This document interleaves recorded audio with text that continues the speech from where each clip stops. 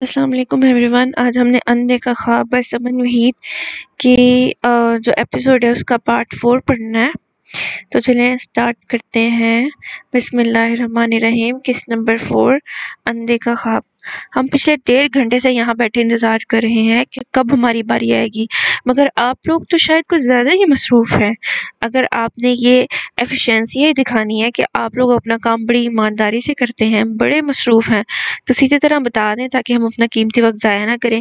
اسرا نے حد الامکان کوشش کی تھی کہ اپنا لہجہ درست رکھنے کی، مگر ہائے رے اس کا غصہ. نایاب نے ان سب کی سنجیدہ نظریں اسرا پر محسوس کرتے ہوئے اس کا ہاتھ دبایا تھا. میڈم، کیا مسئلہ ہے آپ کا؟ آپ ابھی انتظار کریں، ان کے بعد آپ کی باری آئے گی. حوالدار نے سنجیدگی سے اسے دیکھ کر مزید انتظار کرنے کا کہا. آج ایک بہت اہم کیس کا فیصلہ ہوا تھا. اصل مجرم کو سزا ہوئی تھی. اس کے گھر والے خوب اثر و رسوخ والے تھے. پولیس اسٹیشن میں لوگوں کا خوب آنا جانا لگا ہوا تھا. عام دنوں کی نسبت آج رش کچھ زیادہ ہی تھا. یہاں موجود ہر بندہ آج بہت مصروف تھا. آپ لوگوں کی یہی تقسیم کی وجہ سے ہمارے معاشرے میں جرائم اتنے بڑھ گئے. جہاں پیسے والوں کو تو کرسیوں پر بٹھا کر ان کے ساتھ گھنٹوں بیٹھ کر ان کے مسئلے ڈسکس کیے جاتے ہیں، اور خالی ہاتھ آنے والوں کو ویٹنگ ایریا میں بٹھا کر ذلیل کیا جاتا ہے. ان کے اتنے چکر لگوائے جاتے ہیں کہ ان کے جوتے گھس جائے، پھر جا کر ان کی کہیں سنی جاتی ہے، اور وہ بھی صرف کاغذ کی حد تک. کارروائی تو تب شروع ہوتی ہے جب آپ کو آپ کے کام شروع کرنے کے لیے چائے پانی کے نام پر پیسے ملیں. اپنا نقصان اسرا کو کسی طور نہیں بھول رہا تھا. اوپر سے یہاں بیٹھ کر انتظار کرنا اپنا غصہ اس سے برداشت کی کنٹرول نہیں ہو رہا تھا. اس لیے ان کی بات پر وہ گرجتے ہوئے سزائیہ ان کی طرف دیکھ کر سر جھٹک کر بولی تھی. میڈم، اب آپ غلط بات کر رہی ہیں. انسپکٹر روہیل نے اپنی جگہ سے کھڑے ہوتے ہوئے سنجیدگی سے کہا. وہی اسرا کے طنز ہر کسی کو آگ لگا دیتے تھے. انسپکٹر روہیل تو اس دبلی پتلی لڑکی کی جرأت اور اتنی لمبی زبان پر ضبط کر کے رہ گیا. سچ کڑوا ہی ہوتا ہے. اتنے ایماندار ہیں آپ لوگ، تو آپ لوگوں کو نظر نہیں آتا پچھلے 1.5 گھنٹے سے ہم 2 لڑکیاں اتنے عجیب و غریب ماحول میں یہاں بیٹھی ہوئی انتظار کر رہی ہیں. آپ لوگوں کو اتنی توفیق نہیں ہوئی کہ ہمارا مسئلہ سن کر پہلے ہمیں فارغ کر دیں. مگر نہیں، عادت ہوتی ہے نا آپ لوگوں کو عام شہریوں کو پریشان کرنا، انہیں خوار کرنا. اسرا نے بغیر ڈرے انسپکٹر روہیل کو دیکھ کر کہا، جبکہ وہاں موجود ہر کوئی اس لڑکی کی ہمت اور اتنی صاف گوئی پر تحیر سے آنکھیں پھیلائے اسے دیکھ رہا تھا. اس کی یہ بات راؤنڈ پر رافع کے ساتھ اندر داخل ہوتے ایس ایس پی ساحر اسرار علی نے بھی بخوبی سنی تھی. اس کے لہجے کا تنفر، اس کے لہجے کی نفرت اسے کچھ جانی پہچانی لگی تھی. اس سے پہلے کہ انسپکٹر روہیل اسے کوئی جواب دیتا، جب اس کی بات سن چکے ساحر نے اپنی روبدار سپاٹ آواز میں استفسار کیا تھا. کیا ہو رہا ہے یہاں پر؟ یہ کیا تماشا لگایا ہوا تھانے میں؟ صرف ایک پل کے لیے نایاب سمیت اسرا بھی اس کی باروب اور سنجیدہ آواز پر اپنی جگہ سے اچھلی تھی اور پلٹ کر دیکھا تھا. اسرا نے چہرے پر ناگواری لیے اس ایس ایس پی کو دیکھا، جس کے آتے ہی وہاں موجود سب پولیس والوں نے اسے ایسے سلوٹ کیا تھا جیسے پتہ نہیں کہاں کا شہزادہ آ گیا ہو. اسے دیکھ کر نایاب کی آنکھوں میں چمک ابھری تھی. نایاب نے تو سوچا بھی نہیں تھا کہ یہ ہیرو اسے یہاں مل جائے گا. نایاب کے چہرے کے تاثرات پل میں ڈھیلے پڑے تھے. لبوں پر خود بخود ایک انجانی سی مسکان آ کر ٹھہری تھی. اسرا کو اس کے تاثرات دیکھ کر اس کی دماغی حالت پر شبہ ہوا. اسے اپنی طرف سوالیہ نظروں سے تکتا پا کر نایاب ہلکا سا اس کی طرف کھسکی سی اس کے کان میں سرگوشی کرتے ہوئے کہا، یار یہ وہی ہے ریسٹورنٹ والا ہینڈسم آفیسر، میرا کرش. نایاب کی بات سن کر اسرا نے اسے سخت نظروں سے گھورا تھا. وہ لوگ یہاں کس کام سے آئے تھے؟ ابھی کچھ دیر پہلے ان کا اتنا قیمتی سامان چوری ہوا تھا اور نایاب اس آفیسر پر فدا ہوئے جا رہی تھی. کیا کہا آپ نے کہ میں شور مچا رہی تھی؟ اسرا سے انسپکٹر کی بات سن کر صدمے سے ایک دم آگے بڑھ کر اپنی انگشتیں شہادت سے اشارہ کرتے ہوئے پوچھنے لگی. انسپکٹر روہیل ساحر کو بتا رہا تھا یہاں ہوئے معاملے کے بارے میں. جب اپنی تعریف سن کر اسرا سے رہا نہیں گیا اور بیچ میں سے انسپکٹر کو ٹوک گئی. اس کی اونچی آواز میں بولنے پر ساحر نے ناگواری سے اسی کی طرف دیکھا تھا. جانے اس کا چہرہ غصے سے گلابی ہوا تھا یا شدید گرمی کا اثر تھا. کچے پیلے رنگ کے لباس میں ملبوس، سر پر دوپٹہ لیے، بادامی آنکھوں میں حد درجہ بیزاری تھی. متناسب قد کی حامل، چہرے پر کھڑل ممانعت اس کے نقوش کو تیکھا بناتا تھا. یہ لڑکی اپنی عمر سے بڑی باتیں کرتی تھی. نایاب کو اس کے ساتھ دیکھ کر وہ پہچان چکا تھا کہ اس دن ریسٹورنٹ میں پولیس والوں کی شان میں قصیدے پڑھنے والی یہ وہی تھی جو اب یہاں آ کر انہیں ایمانداری کا سبق پڑھا رہی تھی. اس کی لہجے کی نفرت سے دوسرا نایاب کو اس کے ساتھ دیکھ کر اسے پہچان چکا تھا. آپ اپنی آواز آہستہ رکھیں، اونچی آواز میں بات کرنے کی اجازت یہاں کسی کو نہیں ہے. ساحر کو عورتوں کا اونچی آواز یا تیز لہجے میں بولنا بالکل پسند نہیں تھا، اس لیے اس کے انسپکٹر روہیل کی بات کاٹنے پر وہ سنجیدگی سے بولا تھا. انداز گوار ہی تھا. हाँ, यहाँ का स्टैंडर्ड तो मैं खूब देख चुकी हूँ। जब बड़े ओहदों पर फाइज ऑफिसर्स की ये हरकतें हैं तो फिर इनसे ईमानदारी की क्या उम्मीद की जा सकती है। चलो ना यार यहाँ से, हमें कोई रिपोर्ट दर्ज नहीं करवानी। साहिर के बाद से असरा ने बगैर किसी खौफ के उसकी आंखों में देखकर कहा था। उसने गोया इस पर तंज किया था जिस पर साहिर लब भींज गया, जबकि इस वक्त तो पूरे थाने में सन्नाटा छाया हुआ था। गोया हर सौ मौत की से खामोशी मालूम होती थी। राफे हैरानी से इस लड़की की जुर्रत को देख रहा था, जबकि नायाब के हाथ पांव कांप रहे थे। उसकी बकवास सुनकर साहिर ने अपने कान की लो मसलते हुए गोया अपने अंदर उठे इश्ताल को दबाया था, जबकि एक पल के लिए उसके इतने कॉन्फिडेंस पर वो उसे देख कर रह गया। इतने सारे मर्दों में वो बगैर किसी खौफो खतर की अपनी बात कहकर नायाब का हाथ थामकर आगे की तरफ बढ़ने लगी थी। जब उसके पास से गुजरने पर साहिर ने उसकी कोहनी थाम कर उसे आगे मजीद कदम बढ़ाने से रोका। असरा तो किसी कटी पतंग की तरह वापस अपनी जगह पर आ रुकी थी। असरा इसकी इतनी मजबूत और सख्त गिरफ्त पर एक पल के लिए बुखलाई थी। साहिर की उसके बाजू पर गिरफ्त मुजरिमों वाली थी। ये क्या बदतमीजी है। तो यहाँ पर ये सब भी होता है, औरतों के साथ ऐसा सलूक करते हैं आप लोग। असरा ने उसकी कोहनी थाम कर रोकने पर झटके से अपने हाथ उसके हाथ से छुड़वाते हुए नागवारी से कहा। साहिर ने खुद उसके हाथ पर अपनी गिरफ्त ढीली की थी, वरना ये उसके बस का काम नहीं था। नायाब तो बकायदा जेर लब आयतुल कुर्सी पढ़ने लगी थी। अपनी क्रश का गुस्सा उसके दिल दहला गया था। तुम्हारी बदतमीजों को देखकर लगता है तुम्हें बात करने की तमीज आज तक किसी ने नहीं सिखाई। तुम यहाँ मेरे पुलिस स्टेशन में खड़ी हो, जो यहाँ सिर्फ मेरा हुक्म माना जाता है। यहाँ मौजूद हर फर्द मेरे हुक्म से काम करता है। यहाँ मौजूद हर एक फर्द की इज्जत मेरी इज्जत है। तुम कोई नहीं होती आकर किसी को ईमानदारी और बेईमानी का सर्टिफिकेट देने वाली। हर किसी के दिमाग का खुन्नास दूर करने का मैंने नहीं ठेका उठा रखा, लेकिन अगर कोई मेरे पुलिस स्टेशन में आकर मेरे ही सामने खड़े होकर यहाँ के किसी एक भी ऑफिसर के किरदार पर बात करेगा तो इसका दिमाग दुरुस्त करना मैं बहुत अच्छे से जानता हूँ। अपने किरदार पर इतना उतरना अच्छा नहीं होता मिस। कोई नहीं जानता कब कहाँ कैसे किस्मत हमें किस दरवाजे पर ला खड़ा कर दे। शायर का अंदाज जबर करवाने वाला था। उसका लहजा सख्त जबकि आवाज बारोब थी। जैसे उस दिन अपनी ही मिसाल ले लो। पुलिस वालों को बेईमान रिश्वतखोर और ना जाने क्या क्या कहने के बाद आज तुम्हें यहाँ उन्हें बेईमान रिश्वतखोर पुलिस वालों की जरूरत पड़ गई। हमें हमेशा इतना ही बोलना चाहिए जितना बाद में बर्दाश्त कर सकें। उसके चेहरे पर अपनी बातों से जब्त और उमड़ आता गुस्सा देखकर साहिर ने संजीदगी से कहा था। बदामी आंखों में एक तलातुम बरपा था। असरा ने एक पल के लिए भी अपनी आंखें नीचे नहीं की थी। उसका अंदाज किसी नडर जिद्दी लड़की का सा था, जबकि राफे समेत वहां मौजूद हर किसी ने उसका नडर अंदाज नोट किया था। आज तक कभी उनकी हिम्मत नहीं हुई थी साहिर की आंखों में आंखें डालकर बात करने की। वो इन सब का सीनियर था और ये छटांग भर की लड़की उसकी आंखों में आंखें डाले खड़ी थी। एसपी राफे, साहिर ने उसे एक कदम पीछे खड़े राफे को पुकारते हुए कहा। Yes sir. वो फौरन मुअद्दब सा उसके सामने हाजिर था। इन्हें लेकर जाओ और इनका जो भी मसला है उसकी रिपोर्ट दर्ज करो, और ख्याल रहे ये बगैर रिपोर्ट दर्ज करवाए इस थाने से बाहर न निकल पाए। असरा ने इसकी बात से सर से झटका था, जबकि चेहरा अपनी इतनी जिल्लत पर खून छलका रहा था। असरा को उसका आखिरी बात में किया गया तंज सरता पास गया था। साहिर को ये खुद सर लड़की एक आंख ना भाई थी, जो पल में किसी के भी किरदार पर बात कर देती थी, जबकि वो ये नहीं जानता था कि कभी कभी हालात हमें ऐसा बना देते हैं जैसा हम नहीं होते। जबकि वो ये भी नहीं जानता था कि उससे ये मसले मसाइल इन पुलिस वालों से ही थे। अपनी बात खत्म करके वो वहां रुका नहीं था। वो अपने ऑफिस की जानिब बढ़ गया। नायाब तो उसकी गुफ्तगू, उसका अंदाज़े कलाम, उसकी वजाहत में बुरी तरह उलझी थी। उसका दिल कर रहा था कि वो ऐसे ही बोलता रहे और सारी दुनिया को भुलाकर बस उसे सुनती और देखती रहे। नायाब ने मायूसी से उसे जाते देखा था। उसके जाने के बाद असरा ने एक तनफर भरी नजर उसकी पुश्त पर डाली थी। उसका रोब जुमाना असरा को एक आंख ना भाया था। असरा को ये शक जहर लगा था जिसने उसकी तरबियत पर उंगली उठाई थी। मैडम प्लीज रिलैक्स हो जाएं और तशरीफ लाएं। राफे ने इस भपरी हुई शेरनी को नरमी से मुखातिब करते हुए दाएं जानिब बने अपने ऑफिस की तरफ इशारा करते हुए कहा। साहिर के जाते ही सब अपने अपने कामों में वापस मसरूफ हो गए थे। साहिर को अपनी हमायत में बोलता देख सबके चेहरों पर हल्की फुल्की मुस्कुराहट थी। यूं ही तो नहीं वो अपने साहब के दीवाने थे। नायाब ने उसके बाजू पकड़कर उसे बगैर कोई तमाशा किए आगे चलने का कहा। असरा चेहरे पर नाराजगी लिए नायाब के साथ उसके ऑफिस में आ गई। राफे ने उन्हें बैठने का इशारा किया था और खुद टेबल की दूसरी तरफ जाकर अपनी कुर्सी पर बैठा। टेबल पर पड़ा पानी का गिलास उसने बेख्तियार असरा के आगे करते हुए उसे पानी ऑफर किया। आप प्लीज पानी पिए, बहुत गर्मी है भाई, रिलैक्स हो जाए। رافع نے دوستانہ انداز میں کہا جب کسرا سمیت نایاب دونوں کے گلے میں کانٹے چبھ رہے تھے، مگر اب بھی وہ انہیں باتیں سنا کر ہٹی تھی، اور اب اس کے ایک بار کہنے پر پانی پینا اسرا کو اپنی شان گھٹتی میں ہوئی محسوس ہوئی۔ وہ رسانیت سے انکار کرتی اور اپنی رپورٹ لکھنے کا کہنے لگی، جبکہ نایاب نے ایک خوف کی بھری نظر اس پر ڈالی تھی۔ تقریباً 15 منٹ کے بعد اندر رافع ان سے سوال جواب کر کے ان کا بیان نوٹ کر چکا تھا۔ مزید ایک دو ضروری باتیں پوچھنے کے بعد اس نے اسباب میں سر ہلاتے ہوئے آخر پر نایاب کا نوٹ کروایا ہوا فون نمبر دوبارہ دہرا کر کنفرم کیا تھا۔ جی تھینک یو کوآپریٹ کرنے کا، انشاءاللہ بہت جلد آپ کو کال کر کے انفارم کیا جائے گا آپ کا سامان مل گیا ہے۔ انتظار کرنے کے لیے معذرت، کبھی کبھی رش زیادہ ہو تو لوگوں کو تھوڑی سی پریشانی کا سامنا کرنا پڑتا ہے، رافع نے خوش اخلاقی سے اسے سمجھاتے ہوئے نرمی سے کہا۔ اسرا کو اس کے اتنے نرم انداز پر شرمندگی ہوئی تھی۔ رافع نے بہت توجہ سے ان سے ساری ڈیلنگز کی تھیں۔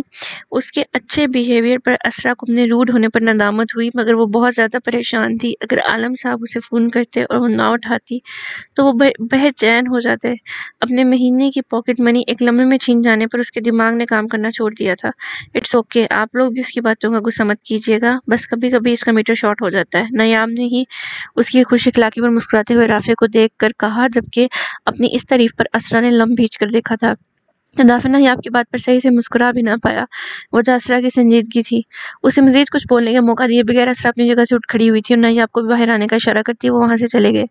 نایاب اس کے آفس سے نکلنے پر خود بھی مسکرا کر سر ہلاتی باہر نکل گئی۔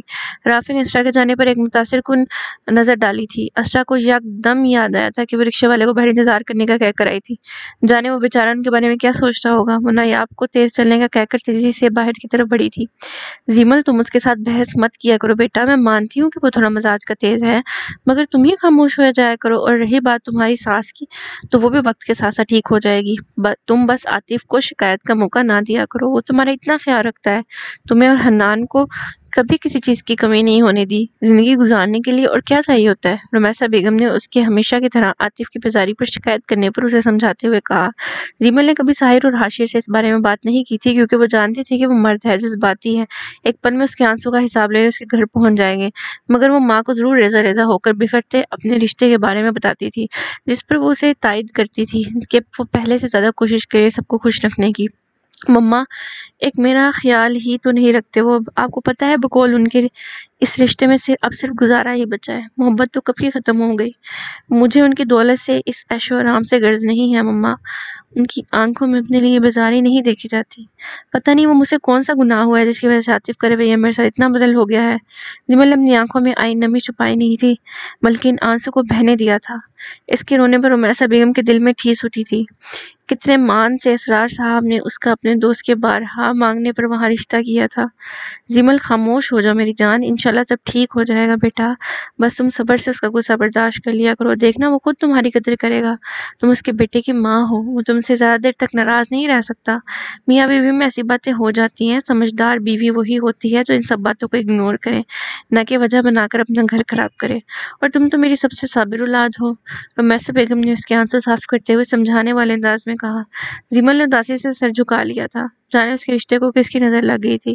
مما میں نے ہمیشہ کوشش کی ہے کہ میری وجہ سے انہیں کوئی پریشانی نہ ہو، مگر تب بہت تکلیف ہوتی ہے جب وہ بغیر کسی قصور کے غیر ذمہ داری کا تانا دیتے ہیں، میری ہر بات میں سے کوئی نہ کوئی بات نکال کر مجھ پر تنقید کرنے لگتے ہیں۔ ان کے لہجے سے یوں لگتا ہے جیسے میں بہت بری ہوں، وہ مجھے اپنے ساتھ رکھ کر مجھ پر کوئی احسان کر رہے ہیں۔ ان کے لہجے میں اپنے لیے بیزاری، نفرت دیکھ کر مجھے اپنا قصوروار لگنے لگتا ہے۔ ماں کے علاوہ تو اس کے پاس اپنے غم کا، اندر کا غم، اپنی تکلیف شیئر کرنے والا اور کوئی نہیں تھا، اس لیے رمیسہ بیگم کو بتاتے ہوئے وہ ایک پل کے لیے یہ بھول جاتی تھی کہ اس کی باتیں ان کے دل پر کیا اثر کرتی ہوں گی، جن کی نازو والی بیٹی دن رات اپنے سسرال میں پریشان رہتی تھی، ذہنی اذیت کا شکار تھی۔ زمل کے لہجے میں شکوہ نہیں تھا، بس درد تھا۔ اپنی کیفیت بتاتے ہوئے اس کا لہجہ غمگین تھا۔ اللہ تمہیں تمہارے صبر کا پھل ضرور دے گا زمل، انشاءاللہ اللہ بہت جلد تمہاری حصے کی خوشیوں سے نوازے گا۔ رمیسہ بیگم نے اس کی باتوں سے امنڈ آتے اپنی آنکھوں میں آنسو آئے صاف کیے اور زمل کو اپنے سینے میں بھیجتے ہوئے کہا۔ پچھلے 2 سالوں سے وہ زمل کے چہرے پر ایک واضح اداسی دیکھتی آ رہی تھی۔ زمل اور رمیسہ بیگم دونوں لاؤنج میں بیٹھی ہوئی اپنی باتوں میں اتنی مگن تھی کہ انہیں حاشر کے آفس سے آنے کا علم نہیں ہوا۔ زمل کی ایک ایک بات وہ سن چکا تھا، اسے عاطف پر نئے سرے سے غصہ آیا۔ وہ صرف اس کا حنان کے باپ ہونے کی وجہ سے لحاظ کرتے تھے، ورنہ جس طرح کا رویہ اس نے پچھلے 2 سالوں سے اپنا رکھا تھا وہ اگنور کرتا اتنا آسان نہ تھا۔ جمل کے آنسو اسے بے چین کر گئے تھے۔ اس نے شادی سے پہلے کبھی جمل کو روتے ہوئے نہیں دیکھا تھا۔ اسرار صاحب کی تو وہ لاڈلی تھی، جبکہ شادی کے 3 سالوں بعد جمل کے چہرے کی اداسی، اس کی سوجی ہوئی آنکھیں اس کے اندر کی تکلیف بیان کرنے کے لیے کافی تھیں۔ حاشی نے اسی پر اس کے سارے دکھ درد دور ہونے کی دعا دی۔ وہ جمل کے ہر حال سے واقف تھا، مگر کبھی اس بات کا جمل کو پتہ نہیں چلنے دیا تھا۔ اس کی تکلیف محسوس کرتے اپنی آنکھوں میں نمی کو چھپاتے ہوئے ایک سانس خارج کرتا مسکراتے ہوئے اندر کی طرف بڑھا تھا اور بآواز بلند سلام کر کے دونوں کو اپنی طرف متوجہ کیا تھا۔ ایک تو تم نے اور ساحر بھائی نے الگ ماں صاحب پر قبضہ جمایا ہوا ہے۔ ٹھیک ہے میں چھوٹا ہوں، مگر میرا بھی اتنا ہی حق ہے اپنی ماں پر۔ اب ذرا پیچھے ہٹو گی تاکہ میں بھی اپنی جنت سے لپٹ سکوں۔ حاشی نے اپنا لیپ ٹاپ ٹیبل پر رکھتے ہوئے رمیسا بیگم کے سینے سے لگی زیمل کو دیکھ کر کہا اور پھر اسے پیچھے ہونے کا اشارہ کرتا خود رمیسا بیگم کے گرد بازو حائل کرتا ان سے لپٹ گیا۔ اس کا انداز لاپرواہ سا تھا، جبکہ شکل سے وہ سنجیدہ معلوم ہوتا تھا۔ رمیسا بیگم اس کے زیمل کو چڑھانے پر مسکرائی تھی، مسکرائی تو زیمل بھی تھی، مگر جلد ہی اپنی مسکراہٹ چھپا گئی، جبکہ اس نے اپنی آنکھیں فوراً صاف کی تھیں۔ حاشی کی یہ غیر سنجیدہ باتیں اسے ہنسنے پر مجبور کر دیتی تھیں۔ حاشی تم نے کسی دن جل جل کر کالے ہو جانا ہے، پھر تو تمہیں دیکھ کر یہی کہیں گے کہ تم میرے بھائی لگتے ہی نہیں ہو۔ زیمل نے رمیسا بیگم سے علیحدہ ہو کر اس کی بیچارگی سے بنائی ہوئی شکل کو دیکھ کر کہا تھا، جبکہ اس نے اس کی گندمی رنگت پر اسے چھیڑا تھا۔ وہ اور ساحر دونوں جڑواں تھے، دونوں کی رنگت صاف، بال اور آنکھیں سنہری تھیں، جبکہ حاشر ان سے مختلف تھا۔ دیکھ لیں ماں صاحب، یہ پھر اپنی گوری رنگت پر اترا رہی ہے۔ حاشر کا انداز شکایت لگانے والا تھا۔ زیمل کو اپنی باتوں میں الجھا کر اسے اس کی پریشانیوں سے نکالنا حاشر کو خوب آتا تھا۔ میں کب اترائی؟ میں تو تمہیں مشورہ دے رہی ہوں کہ مجھ سے اور ساحر سے کم جلا کرو، زیمل نے شانے اچکاتے ہوئے کہا۔ ویسے تو وہ ایک بچے کی ماں تھی، مگر وہ اتنی میچیور نہ تھی۔ اپنے بھائیوں کے ذرا سے لاڈ اٹھانے پر، پیار کرنے پر وہ واپس پرانی زیمل بن جاتی تھی۔ خبردار زیمل، تم نے میرے بیٹے کو کچھ کہا؟ اتنا پیارا بیٹا ہے میرا۔ زیمل کی بات پر رمیسا بیگم نے حاشر کی سائڈ لیتے ہوئے کہا اور اس کی پیشانی چومی۔ حاشر سے بھولنے نہیں سما رہا تھا، اس نے جتاتی آنکھوں سے زیمل کو دیکھا، جس پر زیمل نے تیوری چڑھائی۔ ماں صاحب آج لنچ کرنے کا بالکل ٹائم نہیں ملا، اچھا سا کھانا ہی کھلا دیں اپنے شہزادے کو۔ حاشر نے ان سے علیحدہ ہوتے ہوئے بولی صورت بنا کر کہا۔ وہ آفس میں ایک ہی سنجیدہ بزنس مین تھا، جبکہ گھر آ کر تو وہ رمیسا بیگم کے سامنے بالکل بچہ بن جاتا تھا۔ چھوٹا بھی تو تھا نا، اس پر تضاد اس کا پیار سے، لاڈ سے ماں صاحب کہنا۔ رمیسا بیگم نہال ہی ہو جاتی تھی اس کے انداز پر۔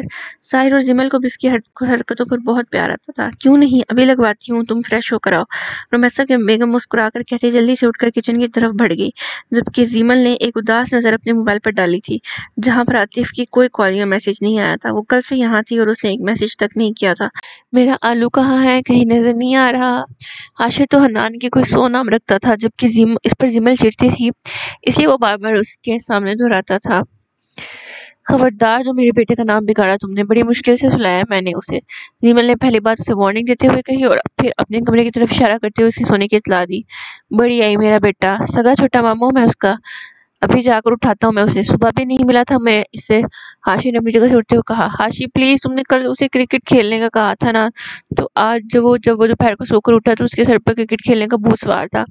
بیچاری فہا کی شامت آئی، 2 گھنٹے باہر گیراج میں اس کے ساتھ کرکٹ کھیلتی رہی، اتنی گرمی تھی وہاں، پھر فٹ بال کھیلنے کی ضد کرنے لگا، خوب پسینے سے بھیگ کر، پھر اسے ماں کی یاد آئی، ابھی 1 گھنٹے پہلے نہلا کر کھانا کھلا کر سلایا، اب 2 گھنٹے سے پہلے اسے مت جگانا ورنہ میرا سر کھائے گا۔ زیمل نے گویا اسے پورے دن کی روداد سنا ڈالی تھی۔ فہا یہاں کام کرتی ملازمہ کی بیٹی تھی، جو کہ اپنے اسکول کے بعد یہاں آ جاتی تھی اور پھر شام کو اپنی ماں کے ساتھ گھر واپس جایا کرتی تھی۔ حنان کی باتیں سن کر حاشر خوب محظوظ ہوا تھا۔ تمہارا کوئی سر نہیں کھائے گا، میں خود ہی سنبھال لوں گا اپنے یار کو، میں بس فریش ہو کر آ رہا ہوں، اس کے بعد اسے سونے کی بھی اجازت نہیں۔ حاشر اسے خبردار کرتا اپنے کمرے کی طرف بڑھ گیا، جبکہ زیمل نے رونی صورت بنا کر اسے دیکھا تھا۔ مجال تھا اسے دونوں ماموں اس کی سن لیتے۔ رات کو 2 بجے تک وہ ساحر کے کمرے میں اس کے ساتھ کھیلتا رہا تھا، پھر صبح 4 بجے جا کر سویا تھا، جس کی وجہ سے صبح حاشر اس سے نہیں ملا تھا اور اب حاشر اس کی جان چھوڑنے کو تیار نہ تھا۔ حنان کی وجہ سے زیمل کا اپنے سونے کا ٹائم مقرر نہیں تھا، جس وقت حنان سوتا وہ بھی تھوڑی بہت نیند پوری کر لیتی۔ ابھی وہ یہی سب سوچ رہی تھی جب حنان کے رونے کی آواز آئی، جس کا مطلب تھا وہ جاگ چکا ہے۔ زیمل اس کی آواز سنتی پیروں پہ چپل اڑتی کمرے کی طرف بڑھی تھی۔ لازوال خواہشوں کی واحد آس ہوں میں، لامتناہی حسرتوں کا یکتا سہارا ہوں میں، امید بہار سے رکھ لوں اتنی ارزاں نہیں، لا حاصل خوابوں کی تنہا تعبیر ہوں میں۔ کیا بات ہے اسرا، آج آپ کافی پریشان دکھائی دے رہی ہیں، گھر میں سب خیریت تو ہے؟ ہاسٹل وارڈن نے اس کے اترے ہوئے چہرے کو دیکھ کر کہا۔ وہ گھر بات کرنے کے لیے وارڈن کے آفس آئی تھی اور یہاں آ کر ہاسٹل وارڈن کے آفس میں PDCL کے نمبر سے کال کی تھی۔ عالم صاحب نے کال اٹھاتے ہی اس کا نمبر بند ہونے کی شکایت کی تھی، جس پر اس نے جھوٹ بول دیا کہ موبائل اس کے ہاتھ سے چھوٹ کر گر گیا تھا۔ پتہ نہیں اس میں کیا مسئلہ ہو گیا جس کی وجہ سے وہ چل نہیں گیا جس کے باعث وہ اب PTCL سے انہیں کال کر رہی تھی۔ عالم صاحب اور فاطمہ 10 منٹ بات کرنے کے بعد وہ فون رکھ چکی تھی۔ فون رکھ کر واپس اپنے روم میں جانے لگی جب میڈم ماریا نے اسے مخاطب کرتے ہوئے روکا تھا۔ اسرا ان کے پاس مبہم سا مسکرائی تھی اور پھر انہیں اپنے ساتھ ہوئے آج کے واقعے کے بارے میں بتایا، جس پر انہوں نے افسوس کے ساتھ ساتھ فکر مندی سے اس کے بارے میں پوچھا تھا کہ وہ ٹھیک تو ہے، اسے کوئی چوٹ تو نہیں آئی، جس پر اسرا انہیں مطمئن کرتی جانے لگی جب اس کی نظر کھڑکی سے لہراتے ہوئے پردوں پر پڑی۔ آفس میں بائیں جانب بنی دیوار گیر کھڑکی پچھلے گارڈن کی طرف کھلتی تھی۔ رات کو موسم بہت خوشگوار تھا۔ اس وقت رات کے 10 بج رہے تھے۔ بلڈنگ سے باہر نکلنے کی اجازت نہیں تھی۔ اس وقت سبھی لڑکیاں اپنے اپنے کمروں میں تھیں۔ اسرا کا دل آج ہوئے واقعے اور اس SSP کے ساتھ بحث کے بعد بہت بوجھل تھا اور اس کا علاج صرف ایک ہی تھا، خود کلامی، تنہائی۔ وہ کچھ سوچ کر میڈم ماریا سے گویا ہوئی۔ میڈم اگر آپ اجازت دیں تو میں تھوڑی دیر باہر بیٹھ جاؤں، بہت گھبراہٹ ہو رہی ہے۔ اسرا نے اجازت طلب نظروں سے میڈم ماریا سے پوچھا جو کہ درمیانی عمر کی صحت مند خاتون تھی۔ پورے ہاسٹل کی لڑکیوں پر ان کا رعب تھا۔ اس وقت اسرا کیا ہوا بچے، زیادہ گھبراہٹ ہو رہی ہے؟ انہوں نے فقری سے پوچھا۔ یہاں مجھے اسٹاف اسرا سے بہت پیار کرتا تھا کیونکہ وہ بہت مؤدب تھی۔ اس نے کبھی یہاں کسی سے بدتمیزی نہیں کی تھی۔ یہاں کام کرنے والی عام سے عام ملازم کی بھی اسرا بہت عزت کرتی تھی۔ اس نے کبھی خود سے بڑے کے ساتھ بدتمیزی نہیں کی تھی۔ یہی وجہ تھی کہ یہاں کا اسٹاف اسے بہت پسند کرتا تھا۔ وہ اپنی یونی کی ٹاپر تھی۔ یونی میں ہوتے ہر فنکشن میں وہ ہمیشہ آگے رہتی تھی۔ اس کی قابلیت کی وجہ سے اس کے ٹیچرز کی زبان پر بھی ہمہ وقت اس کا نام رہتا تھا۔ نو میم، میں ٹھیک ہوں، بس تھوڑی دیر کے لیے پرمیشن دے دیں، اسرا نے متلجی سے لہجے میں کہا۔ میڈم ماریا نے اسے کبھی اتنا بے بس نہیں دیکھا تھا۔ وہ اس کی داسی دیکھتے ہوئے سر اس بات میں ہلاتی ٹیبل پر چابی رکھتی ہاسٹل کا چکر لگانے چلی گئی اور اسرا بہت بے چینی سے وہ چابی ٹیبل سے اٹھا کر کمرے کی ایک طرف موجود دروازے کا لاک کھولتے ہوئے دروازہ کھول کر پچھلی طرف بنے گارڈن میں آئی۔ یہ گارڈن وارڈن کے روم کے پچھلی طرف تھا جس کے آگے مین گیٹ واضح نظر آتا تھا۔ اسرا آفس کا دروازہ بند کر کے قدم قدم چلتی باغ کے وقت میں آ گئی۔ ٹھنڈی ہوا نے اس کے چہرے سے ٹکرا کر اس کا استقبال کیا تھا۔ اسرا نے ایک لمبا سانس اپنے اندر کھینچا تھا اور کچھ سیکنڈ کے بعد اسے خارج کیا۔ دل پر ایک بوجھ سا تھا، جانے کیا بات اسے اندر ہی اندر تنگ کر رہی تھی۔ وہ وہاں بڑے بینچ پر خاموشی سے جا بیٹھ گئی اور دونوں پاؤں اوپر کر کے آسمان پر موجود بالوں کو دیکھنے لگی۔ آج پھر موسم برسنے کی تیاری میں تھا، بالکل اس کی آنکھوں کی طرح۔ یا اللہ میری برداشت کو وسعت دے۔ اسرا نے اپنی آنکھوں کو سختی سے بھینچ کر گویا اپنے اندر اٹھتے اشتعال کو ضبط کرنا چاہا۔ اس پولیس والے کی بات مجھے کیوں سکون سے سانس نہیں لینے دے رہی؟ اسرا نے آسمان کو دیکھتے ہوئے دھیمی آواز سے بولنا شروع کیا۔ آپ یہ بتائیں کہ میں نے کون سی بدتمیزی کی تھی جس پر اس آفیسر نے میری تربیت پر انگلی اٹھائی؟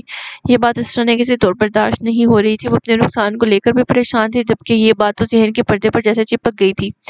میں نے آج تک کبھی کسی کا ناحق دل نہیں دکھایا، میں نے کبھی کسی کی کردار کشی نہیں کی، مگر آپ تو جانتے ہیں نا اللہ پاک کہ یہ پولیس والے اپنا کام ٹھیک طرح سے نہیں کرتے۔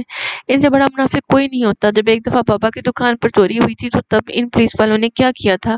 بجائے چور کو ڈھونڈنے انہوں نے بابا سے 1 لاکھ مانگا تھا چائے پانی کے نام پر، اور پھر بھی آج تک اس چور کا کوئی پتہ نہیں چلا۔ اور آپ کو تو یاد ہے نا جب حازم بھائی کی اس لڑکے سے لڑائی ہوئی تھی تب بھی ساری غلطی اس لڑکے کی تھی، مگر انہی پولیس والوں نے تایا ابا سے 50,000 لے کر حازم بھائی کو رہا کیا تھا۔ کیا حقیقت بیان کرنا غلط ہے؟ میں نے بھی تو یہی کیا۔ وہ لوگ ہمیں جان بوجھ کر خوار کر رہے تھے اللہ تعالیٰ، آپ نے تو سب کچھ دیکھا تھا نا۔ میں نے تو کچھ بھی غلط نہیں کہا تھا۔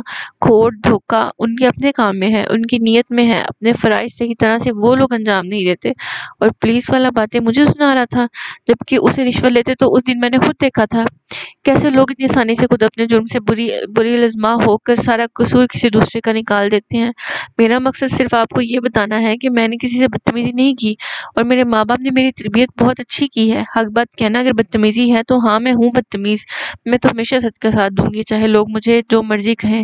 اس نے جیسے اپنے اندر کی پریشانی جھٹک کر مصمم ارادہ کر لیا تھا۔ اس کے دل کا بوجھ گم ہو گیا تھا، سانس لینے میں آسانی ہو گئی تھی۔ ایک بات اور، اللہ پاک اس پولیس والے سے دوبارہ میرا کبھی واسطہ نہ پڑے، ورنہ میں اس کی بات کا جواب دیے بغیر نہیں لوٹوں گی۔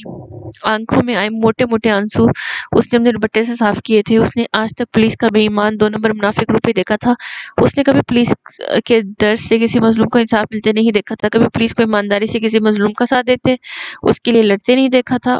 وہ یہ سب اپنے بچپن سے دیکھتی آئی تھی۔ اس ڈپارٹمنٹ سے اسے نفرت سی تھی جو کہ بقول اسرا کے ان کے معاشرے کے بگاڑ میں سب سے آگے تھے۔ وہ مسلسل بولتے ہوئے اللہ سے مخاطب تھی۔ وہ اللہ کو اپنے آج گزرے دن کا حساب دے رہی تھی، اسے بتا رہی تھی جو سب جانتا تھا، جو دل میں آئے پہلے خیال تک سے واقف ہوتا ہے، جو ہماری ہر نیت سے واقف ہوتا ہے، جو نہ چاہے تو ہم تو چاہ بھی نہیں سکتے۔ وہ اسے بتا رہی تھی جو ہر پل ہماری شارک سے زیادہ قریب ہوتا ہے۔ دراصل اسرا ڈرتی تھی اللہ کی ناراضگی سے۔ وہ نہیں چاہتی تھی کہ اس سے کوئی ایسا عمل سرزد ہو جائے جو کہ اللہ کے سامنے شرمندہ کرے۔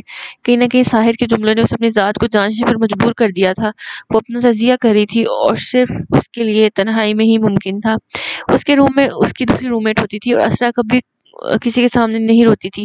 وہ بہت ہلکا پھلکا محسوس کر رہی تھی، دل کے بوجھ دکھ درد سب بٹ گئے تھے، روح ہلکی ہو گئی تھی۔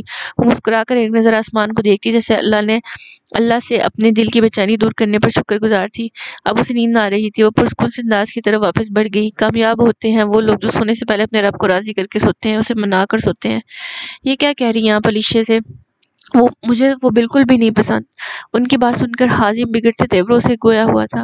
وہ لنچ کرنے دکان سے گھر آیا تھا جب تائی جان نے اس سے علیشہ اور اس کے رشتے کی بات کی تھی۔ اس وقت گھر پہ کوئی نہیں تھا، عالم صاحب محلے میں ہوئی فوتگی پر گئے ہوئے تھے۔ فاطمہ سجرہ تائی کے ساتھ گروسری کا سامان لینے گئی تھی، ندا اور ورشا کالج گئی ہوئی تھی، علیشہ کل سے ہی اپنے ماموں کے گھر رہنے گئی ہوئی تھی، اس لیے بڑی تائی نے موقع دیکھتے ہوئے اسے بات کرنے کا سوچا، جبکہ سجرہ اور سبحان کو تو وہ پہلے ہی آس دلا چکی تھی۔ دیکھ حازم، میرا منہ مت کھولو، کیا کمی علیشہ میں بڑوں کا احترام کرتی ہے، خوبصورت ہے، پڑھی لکھی ہے، اور کیا چاہیے؟ مجال ہے جو اس بچی نے آگے سے کبھی پلٹ کر مجھے یہ سدھا کو کوئی جواب دیا ہو۔ سب سے بڑی بات ہمارے اپنے خاندان کی ہے، دیکھی بھالی لڑکی ہے، بڑی تائی نے پہلی بات اسے وارننگ دیتے ہوئے کہی، جبکہ دوسری بات پر انہوں نے بمشکل اپنا لہجہ نارمل رکھا تھا تاکہ بات بگڑے نہ۔ امی دیکھیں میری بات سنیں، مجھے بھی شادی نہیں کرنی، جب کرنی ہوگی میں تب آپ کو بتا دوں گا۔ حازم نے بات ختم کرنی چاہی۔ کیوں، کیا مسئلہ ہے تیرے ساتھ، کیوں نہیں کرنی شادی؟ میں سب سمجھتی ہوں حازم، تم جو چاہتے ہو نا ایسا کبھی نہیں ہوگا۔ بڑی تائی کا موڈ بگڑا تھا۔ اس کی بات سن کر انہوں نے اسے سمجھاتے ہوئے کہا، جبکہ پیشانی پر تیوریاں نمایاں تھیں۔ کیوں، کیا قباحت ہے اس میں؟ اسرا بھی تو اسی خاندان کی ہے، اس کے بارے میں سوچنے میں کیا برائی ہے؟ حازم نے ہانگ مچولی کا کھیل ختم کرتے ہوئے صاف صاف بات کی۔ کیا کہا تو نے؟ خبردار اگر اس کا نام بھی لیا، برائی نہیں ہے، برائیاں ہیں اس میں، گز بھر لمبی تو اس کی زبان ہے۔ تمہیں نظر نہیں آتا کیسے وہ تمہاری ماں کو پڑ پڑ جواب دیتی ہے؟ سوائے ایک اچھی شکل کے ہزار خامیاں اس میں، وہ میری بہو کبھی نہیں بنے گی۔ سوال ہی پتہ نہیں ہوتا۔ بڑی تائی تو اس کے منہ سے واضح اسرا کا نام سن کر اپنی جگہ سے اٹھ کھڑی ہوئی تھی، چہرے پر ناگواری ہی ناگواری تھی، کھا جانے والی نظروں سے حازم کو دیکھتے ہوئے گویا ہوئی تھی۔ آپ لوگ زیادتی کرتے ہیں تو وہ بولتی ہے، میں نے اسے آج تک کبھی کسی سے فضول ملچتے ہوئے نہیں دیکھا، اور ویسے بھی اپنے حق کے لیے بولنے کا حق سب کو ہوتا ہے، اور اسے بھی ہے، جیسے آپ اس کی بدزبانی کا نام دیتی آئی ہیں۔ حازم کا لہجہ سپاٹ تھا، اس نے کھانے سے ہاتھ روک لیا تھا۔ بڑی تائی تو اسے اسرا کی حمایت میں بولتے تھے، ایک نفی میں سر ہلاتی اسے بے یقینی سے دیکھنے لگی۔ حازم، تو اپنی ماں کو غلط کہہ رہا ہے، اسے چھٹانگ پر لڑکی کی گوری رنگت پر مر رہا ہے تو؟ فتنہ ہے وہ پوری، ایسے لڑکیاں گھر بسانے والی نہیں ہوتی۔ آج تو تجھے میں غلط لگ رہی ہوں نا، مگر تو دیکھنا، آج نہیں تو کل اس کے کھانا میں پوری دنیا دیکھے گی۔ اور میری ایک بات اچھے سے اپنے دماغ میں بٹھا لے کہ تیری شادی تو صرف علیشہ سے ہی ہوگی۔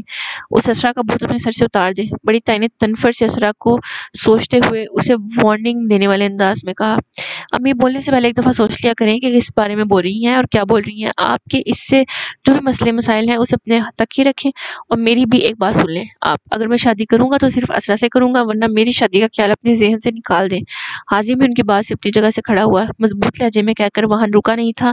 ان کا اسرا کے بارے میں یوں بولنا حازم کو بالکل اچھا نہیں لگا تھا۔ لمبے لمبے ڈگ بھرتا وہ گھر سے باہر نکل گیا، جبکہ بڑی تائی تو اسے اسرا کی حمایت میں بولتے تھے کلس کر رہ گئی تھی۔ وہ غصے سے اسے پیچھے سے واضح دیتی رہ گئی، مگر وہ جان چاہ چکا تھا، زندگی میں پہلی دفعہ تھا کہ حازم نے ڈٹ کر اپنی ماں کو جواب دیا تھا، ورنہ وہ ہمیشہ ان کے غصے ہونے پر بے بسی سے بات ختم کر دیتا تھا۔ اللہ پوچھے اسرا، تجھے پتہ نہیں کون سا جادو کیا میرے بچے پر جو وہ آج اپنی ماں کو اپنا فیصلہ سنا کر گیا؟ ارے اس نے تو مجھے کبھی پلٹ کا جواب نہیں دیا تھا، اور آج اس اسرا کی وجہ سے کیسے مجھے اکڑ کر کہہ کے گیا ہے کہ اسرا سے شادی کروں گا۔ چھوڑوں گی نہیں میں تجھے اسرا۔ بڑی تائی کو حازم کا حتمی انداز کسی طور پر برداشت نہیں ہو رہا تھا۔ وہ اس طرح سے دائیں بائیں چکر کاٹتی ہوئے اسرا کو کوس رہی تھی، کیونکہ ان کے نزدیک یہ بغاوت اس کی سکھائی ہوئی تھی، جو کہ وہ اس سب سے لا علم تھی۔ تو تم باز نہیں آؤ گے، مجھ سے دشمنی تمہیں بہت بھاری پڑے گی۔ میں تمہیں آخری دفعہ سمجھا رہا ہوں ڈاکٹر صاحب، میرے راستے میں مت آؤ، ورنہ تمہیں پچھتانے کا بھی موقع نہیں ملے گا۔ اپنے بل پر گرفت مضبوط کرتے ہوئے منظور وارث شاہ نے اسے دھمکی آمیز لہجے میں کہا، تم سے دوستی کرنا میری زندگی کی سب سے بڑی غلطی تھی، تمہیں جو کرنا ہے تم کرو، مگر میں تمہارے کالے کرتوتوں سے پردہ اٹھا کر ہی رہوں گا۔ جس دن میرے ہاتھ تمہارا کوئی ٹھوس بت لگ گیا، اس دن اس کھلی فضا میں تمہارا آخری سانس ہوگا۔ ڈاکٹر یاسر دورانی نے بغیر اس کی دھمکیوں کو خاطر میں لائے سر جھٹکتے ہوئے جواب دیا، اچھا تو تم مجھے پھنساؤ گے؟ منظور وارث شاہ کے لہجے میں تکبر تھا۔ بڑے کاموں کا انجام برا ہی ہوتا ہے شاہ صاحب، میں تو اس برائی کو ختم کرنا چاہتا ہوں، اپنے غلط انتخاب کا کفارہ ادا کرنا چاہتا ہوں۔ یاسر کاظمی کے لہجے میں افسوس تھا، جبکہ ان کی بات پر दूसरी तरफ वो कहका लगा कर हंसा था, ख्याल रखना कि इस बुराई को खत्म करते हुए तुम खुद ही ना खत्म हो जाओ, क्योंकि बुराई इतनी जल्दी खत्म नहीं होती, यहाँ तक कि उसे खत्म करने वाले भी खत्म हो जाते हैं। अपनी बात बावर करवाने वाले अंदाज में कहते उन्होंने काल काट दी थी। चेहरे पर इंतहा का जलाल था। सर अब क्या करेंगे, ये प्रोफेसर आपकी जान नहीं छोड़ेगा, ये हमारे बारे में सब कुछ जानता है, ये हमारे लिए बहुत बड़ी परेशानी की बात है। उसकी सेक्रेटरी ने उसकी कॉल पर हुई सारी गुफ्तगू सुनने के बाद परेशानी से कहा, वो सब कुछ जानता है मगर उसके पास कोई सबूत नहीं, इसलिए वो फिलहाल कुछ नहीं कर सकता। सुगार से उगलाते हुए उसने उसकी परेशानी पर सर झटका था। और अगर उसने सबूत ढूंढ लिए तो फिर? सेक्रेटरी ने उसके चेहरे को गौर से देखते हुए जैसे उसके इरादे जानने चाहे हों। तो फिर उसका वही हाल होगा जैसे पहले वालों को हुआ है। जो कोई भी मेरे काम में टांग अड़ाएगा उस दुनिया में अपनी जिंदगी खुद तंग करेगा। इस पर नजर रखो, मुझे इसके हर लम्हे की खबर चाहिए। पता नहीं किन कुत्तों से दोस्ती कर ली थी मैंने, जवाब मुझे ही काटने को दौड़ रहे हैं। मंजूर बारिश शाह ने सिगार का गहरा कश लेते हुए तनफर से कहा, जबकि उसका सेक्रेटरी उसकी बात का वाज़ेह मतलब समझता हुआ पुरसुकून सा मुस्कुराकर इस बात में सर हिलाकर बाहर निकल गया। इसके पीछे बगैर खिड़की के इस कमरे में चारों सिगार का धुआं फैला जा रहा था और वो उसे लबों से लगाते हुए खुद को पुरसुकून महसूस करते हुए किसी गहरी सोच में मुब्तला हो गए। क्या हुआ, 6 पर 12 क्यों बजा रखे हैं, जबकि घड़ी की सुइयां तो अभी सिर्फ 11 बजा रही हैं। साहिर ने उसके साथ आकर खड़े होते हुए उसे मुखातिब करते हुए कहा। जिमल ने उसे देखकर अपने मोबाइल की स्क्रीन ऑफ कर दी। उसके चेहरे की उदासी साहिर से कभी छुपी नहीं रह सकती थी। नहीं, बस ऐसे ही। तुम बताओ, आजकल मसरूफियत कुछ ज्यादा नहीं होगी? मामा बता रही थी काफी लेट आते हो तुम, सुबह भी जल्दी चले जाते हो। अपनी सेहत खराब करनी है इतना काम करके? जिमल ने हवा से उठते अपने चेहरे पर आते बाल कान के पीछे अरसाते हुए कहा था। वो दोनों इस वक्त टेरेस पर मौजूद थे। हन्नान हाशिर के साथ बाहर गया हुआ था। रुमैसा बेगम अपनी आदत के मुताबिक इस वक्त तक सोने के लिए लेट गई थी। वो तब तक नहीं सोती थी जब तक साहिर घर न आ जाता। आज वो वक्त पर घर आ गया था तो रुमैसा बेगम सुकून से अपने वक्त पर सोने के लिए कमरे में चली गई। जिमल पिछले आधे घंटे से यहाँ खड़ी मुसलसल आतिफ को कॉल कर रही थी, जिसका नंबर बिजी जा रहा था। उसे यहाँ आए 3 दिन गुजर चुके थे और उसने उसके एक मैसेज तक का जवाब नहीं दिया था। उसकी लापरवाही पर जिमल को अपना बोझ लगता था इसकी जिंदगी में, मगर वो सवाए सब्र के कुछ नहीं कर सकती थी। इस सब्र में ज़हनी अज़ियत बहुत थी जो कि उसके चेहरे की मुरझाहट से झलकती थी। मेरी तो हमेशा से यही रूटीन है, फारिग रहने की आदत नहीं है मुझे, ये तुम अच्छे से जानती हो। साहिर ने उसकी बात बदलने पर उसके देख कर कहा, जो हमेशा उसकी नज़रें अपने चेहरे पर महसूस करके उसे नज़रें चुरा लेती थी। थकते नहीं हो साहिर इतनी टफ रूटीन से? अगर तुम सारा वक्त अपनी जॉब को दोगे तो अपना घर कब बसाओगे? अपनी शादी को तो तुमने मसला कश्मीर बना लिया, अब बस कर लो।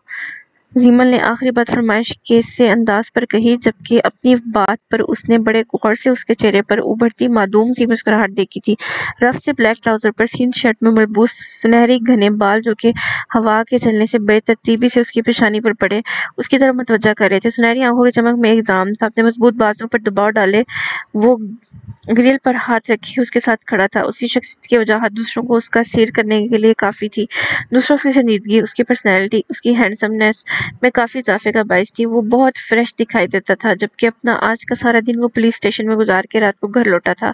अपने शौक से कोई नहीं थकता जीमल, मेरी जॉब मेरा शौक है, मेरा पैशन है, इससे मैं कभी बेजार नहीं हो सकता। साहिर ने उसकी दूसरी बात हमेशा की तरह गोल की थी। उसकी ज़िंदगी में किसी दूसरे की मजीद गुंजाइश नहीं थी। जो रिश्ते उसके पास थे वो सिर्फ उनके लिए जीना चाहता था, मगर वो नहीं जानता था कि उसका नसीब भी किसी के साथ जुड़ा है था, जो कि आज नहीं तो कल उसे उसके रूबरू लाने वाला था। और शादी ये कब करोगे? मेरी सुन लो साहिर, तुम दिल नहीं करता तुम्हारा अभी हन्नान की तरह प्यारा सा बेटा हो, एक बीवी हो जो तुम्हारा इंतजार करे, तुम्हारा ख्याल रखे, मम्मा को भी बहू मिल जाएगी तो उनकी तुमसे शिकायतें कम हो जाएंगी। जिमल ने प्यार से उसकी बाजू पकड़ते हुए अपनी तरफ से उसे समझाने की कोशिश की। रुमैसा बेगम को तो वो हर बार अपनी बातों में उलझा कर उनसे वक्त ले लेता था। उसे इतना संजीदा देखकर साहिर को उसे टालना थोड़ा मुश्किल लगा। कम ऑन जिमल, मेरी रूटीन बहुत टफ है, मैं खामखा किसी दूसरे को अपने साथ नहीं बांध सकता, और वैसे भी हन्नान भी तो मेरा ही बेटा है। मुझे अपनी ज़िंदगी में मज़ीद नए रिश्तों की ज़रूरत नहीं है जितना अल्लाह ने मुझे सौंपे हैं। मैं बस इनकी हिफाजत करना चाहता हूँ। साहिर ने बड़े मोहतात अंदाज में उसकी बात का जवाब दिया था। अंदाज़ इतना हल्का फुल्का था जैसे ये कोई आम सी बात हो, जैसे वो किसी और की ज़िंदगी की बात कर रहा हो। जिमल ने उसकी बात से बेयकीनी से उसे देखा था। और इन सब में तुम्हारे अपने हिस्से की खुशियाँ कहाँ हैं साहिर? तुम कैसे अपने बारे में अकेले इतना बड़ा फैसला ले सकते हो? जिमल का अंदाज नाखुश था। अपने बाबा के जाने के बाद उसने उसे दिन रात काम करते देखा था। उसने कभी हाशिर और रुमैसा बेगम को इसरार साहब की कमी محسوس نہیں ہونے دی تھی۔ اسرار صاحب کے جانے کے بعد وہ بری طرح ٹوٹا تھا، جس کا اندازہ جیمل کو تھا، مگر وہ تنہا ڈٹ کر اپنی فیملی کے لیے کھڑا ہو گیا تھا۔ اس نے کبھی انہیں اسرار صاحب کی کمی محسوس نہیں ہونے دی تھی۔ اپنے حصے کی ساری ذمہ داریوں سے وہ ایک پل بھی غافل نہیں ہوا تھا۔ وہ اندر سے اکیلا رہ گیا تھا، مگر وہ نہیں جانتی تھی کہ سب کو خوش رکھتے ہوئے وہ اندر سے اتنا تنہا ہو جائے گا کہ اس کے اندر اپنے حصے کی خوشیاں جینے کی خواہش ہی معدوم ہو جائے گی۔ اتنی سیریس کیوں ہو رہی ہو جیمل؟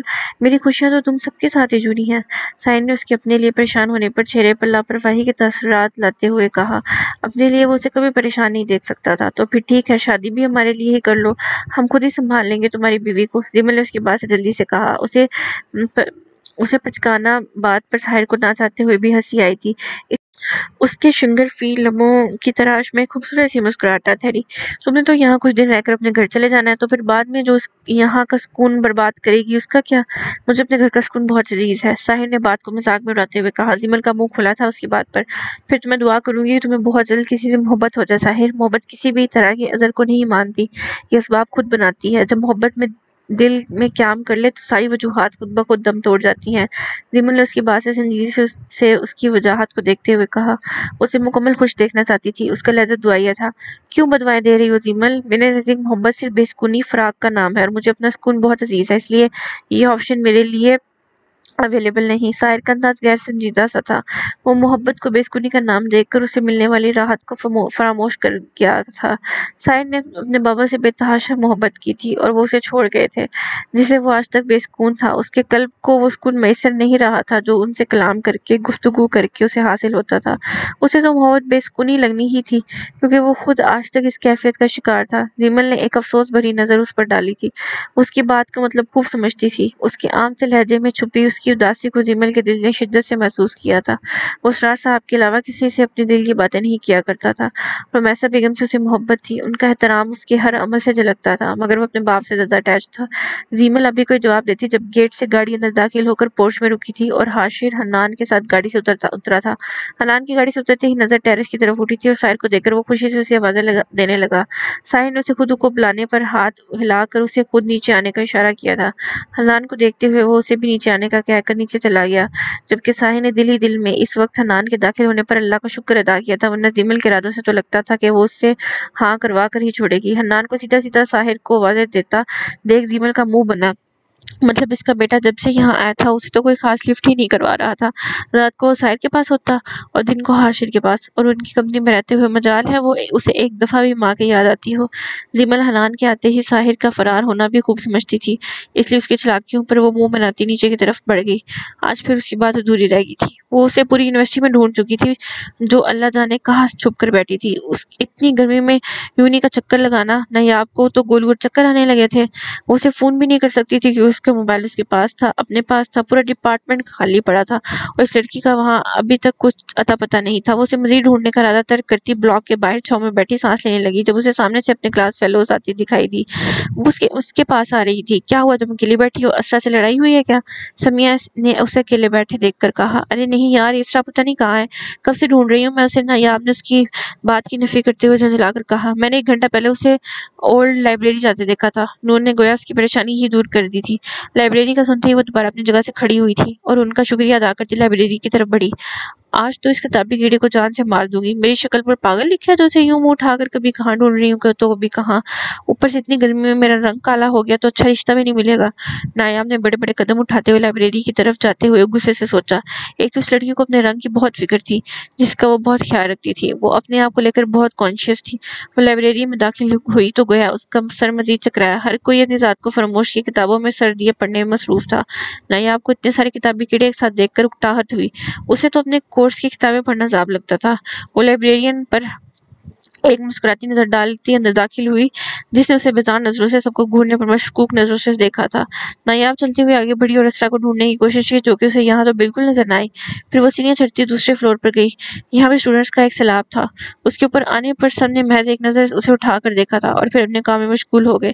نایاب متلاشی نظر سے اسے ارد گرد دیکھتی ہوئی آگے بڑھی، جب اسے ایک ریک کے پیچھے ایک سیاہ آنچل نظر آیا۔ وہ اپنے شک کو یقین میں بدلتی آگے کی طرف بڑھی، جہاں وہ ریک سے آگے ایک کونے میں بیٹھی ایک ہاتھ ہاتھ میں کتاب تھامے اور دوسرے ہاتھ کی شہادت کی انگلی حیرت سے اپنے لبوں پہ دبائے ایک دنیا میں تو بالکل موجود نہیں تھی۔ اسرا کا دوپٹہ اس کے سر سے اتر کر شانے پر تھا، لمبی لمبی گھریالی لٹیں اس کے چہرے کے طرف پر پھیلی ہوئی تھی جو کہ لائبریری میں لگے پھنکے سے اڑ کر بار بار اس کے چہرے سے ٹکراتی اسے ڈسٹرب کر رہی تھی۔ کانوں میں یک نگ والے ہیرے کے ٹاپس پوری آبوتاب سے چمک رہے تھے، بادامی آنکھوں میں حیرت تھی، اس کے شہابی چہرے پر کئی رنگ تھے جو کہ یقیناً کتاب پڑھتے ہوئے اس کی سچویشن سے متعلق تھے۔ نیاب کا دل کیا اسے فلور سے ہی دھکا دے دے، اسے دیکھ کر کہیں سے نہیں لگتا تھا کہ 2 دن پہلے اس کا اچھا سا خاصا نقصان ہوا تھا۔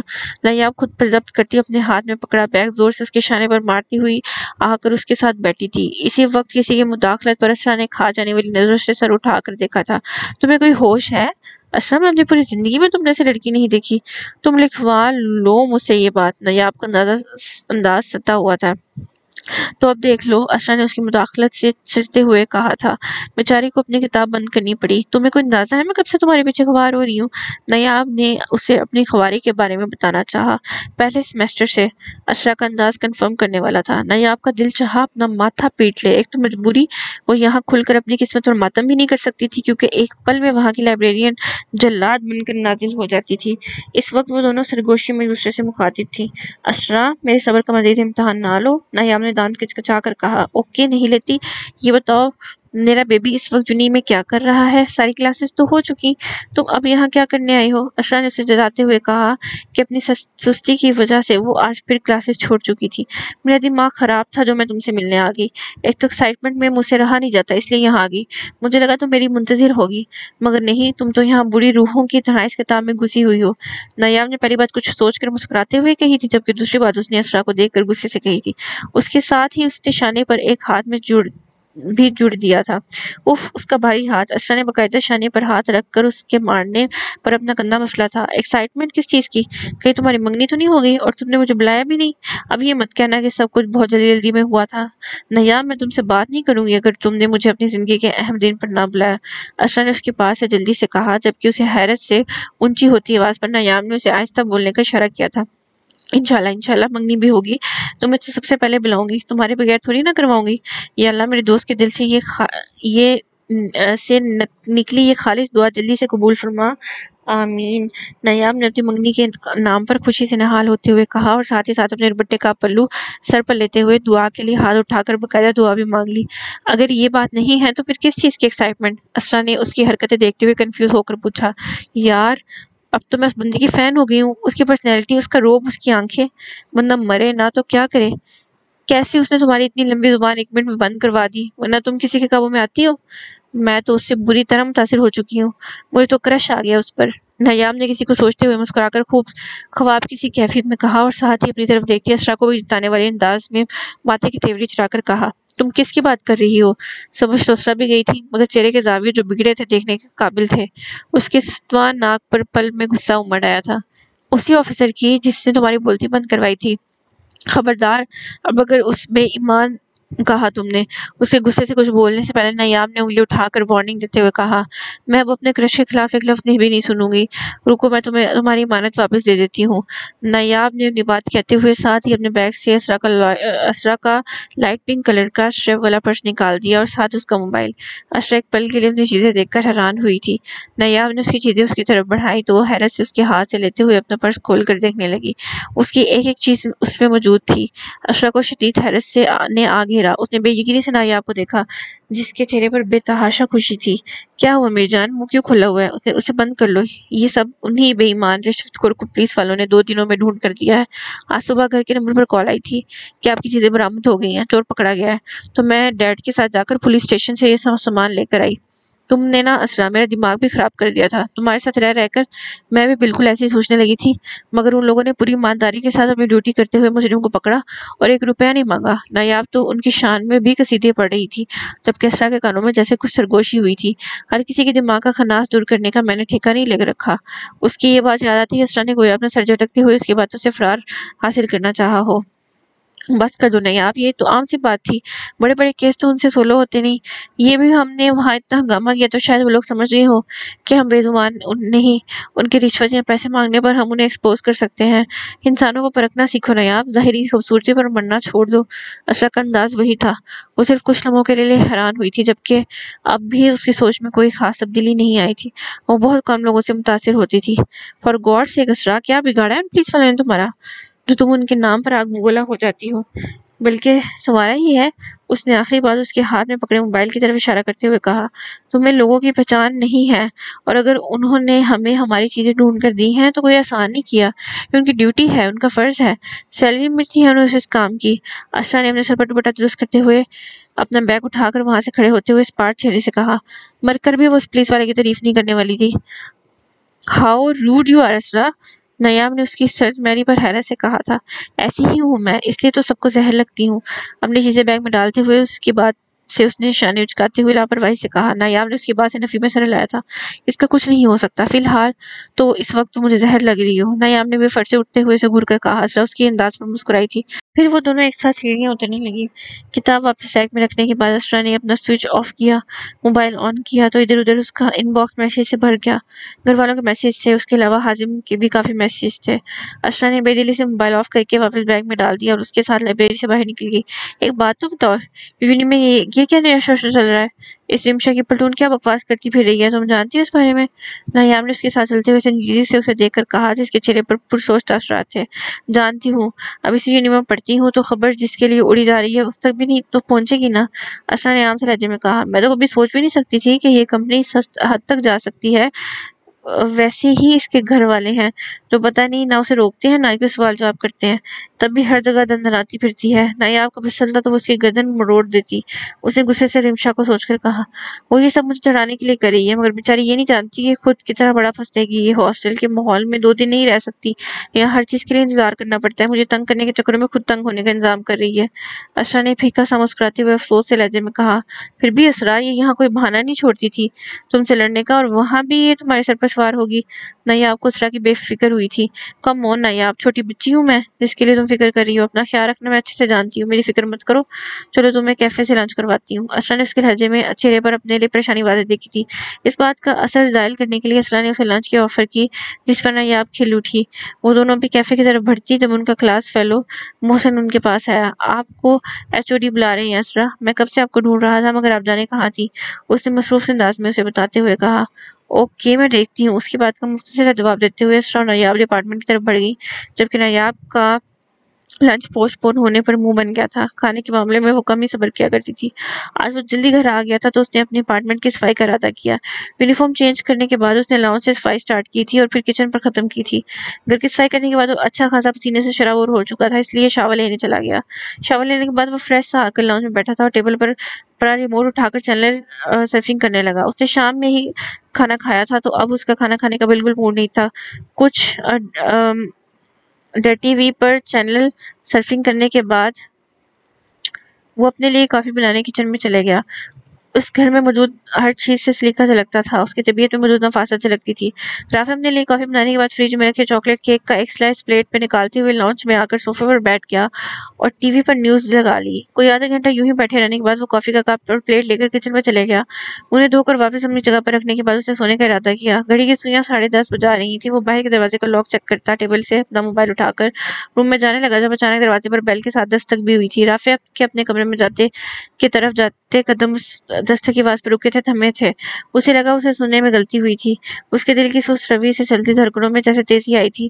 وہ اپنی حیرت پر یقین کرتا متناسب سا قدم اٹھاتا دروازے تک آیا تھا اور ایک ٹرانس کی سی کیفیت میں دروازہ کھولا تھا۔ اپنے سامنے موجود ہستی کو دیکھ کر وہ ایک پل کے لیے کچھ نہ بول سکا۔ اسے لگا ساری دنیا کی خوشیاں اس کے دروازے پر کھڑی ہیں۔ زیمل، آپ؟ بے یقین سے لہجے میں جانے کب اس کے لبوں سے یہ الفاظ ادا ہوئے تھے، جبکہ آنکھوں میں ابھی تک حیرت ہی حیرت واضح تھی۔ تو یہ آج کا پارٹ جو ہے، پارٹ نمبر 4، یہ یہاں پہ ختم ہوتا ہے، اور جو نیکسٹ پارٹ ہے پارٹ 5 وہ کل آئے گا۔ تو تب تک کے لیے چینل کو سبسکرائب کریں تاکہ جب بھی ویڈیو آئے تو آپ کو پتہ چل جائے، اور لائک بھی کریں۔ Thank you.